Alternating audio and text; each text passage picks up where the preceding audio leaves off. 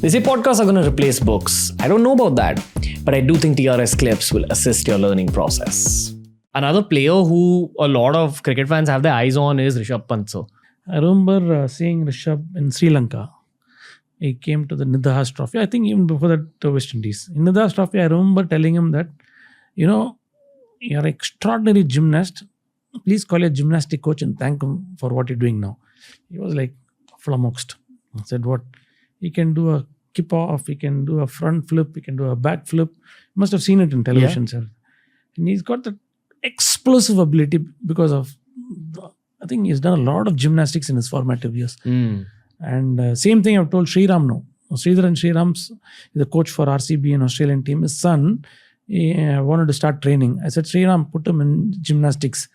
And within a year, I think this boy won a sort of a small tournament in gymnastics. He can do all those things. And apparently he's playing very well now. I think gymnastics also play a major role in development as an athlete. And not all of them will get that opportunity to do that. But if you can do that at a very young age, nothing like it. And probably that has helped a lot for Rishabh Pant. Yeah, I did a lot of judo when I was younger. Built up my legs, helped a lot with my balance. And there was a lot of gymnastics involved. I'm assuming that it's the same thing, that it's your lower body strength that gets built and your balance. And Rishabh Pant, if you notice, he's very acrobatic because of that. He can jump, he can flip, he can do anything. But in batting, do you think that helps? I'm not a connoisseur of batting, but I'm sure all these things help. I mean, I always believe in multi-directional approach to life itself. I think a multi-directional approach to sport is definitely the need of the hour. I mean, you play 5 sports and then you pick up one sport, you will definitely... ABD Villiers, classic example.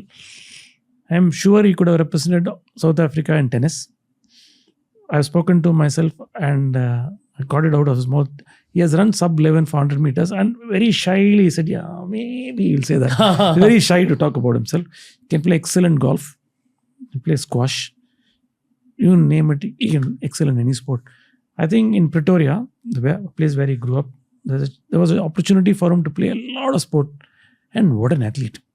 He's called 360 for some reason. And I've seen it with my own eyes. Some of the knocks he's played, more than the cricket part, the way he executes the shots, it's breathtaking. What's the physical angle of that? Like, why can't all players be that Mr. 360? I'll tell you, a few facts because as I told you, he can run sub 11 for 100 meters. Not now, probably in his 8 days. I'm sure he can run a 5K sub 20 minutes. And if you ask him to do a vertical jump, probably he'll jump 75 centimeters. And he can hit the ball out of the stadium. And suddenly, you tell him go play a golf, he'll play a handicap of 5 or 6, I don't know. If you ask him to play table tennis, he might have never held a racket. Straight away, he'll come and hit a forehand. By playing, have you read this book called Range by David Epstein? No. In one hand, he talks about Roger Federer. On the other hand, he talks about Tiger Woods. Tiger Woods is all about isolation, specialization early. Roger Federer is all about playing multi-sport when he was young. He played a lot of sports and then he finally got into tennis. And we have seen the results of both. Same thing with ABD Villiers. He's probably gone the Roger Federer way. Played multi-sport. Probably would have represented South Africa in rugby or hockey or whichever sport he wanted to play. But then he chose cricket finally and then he's a phenomena. He's not a cricketer, he's a phenomena. I mean, the economic way of looking at it is now the rich kids and the kids on the other end of spectrum probably have the opportunities to do this because the other end of the spectrum is in empty ground, small town India. Rich kids have turfs. It's all the kids in the middle class India will take a hit. Probably right. Thank you for watching this clip.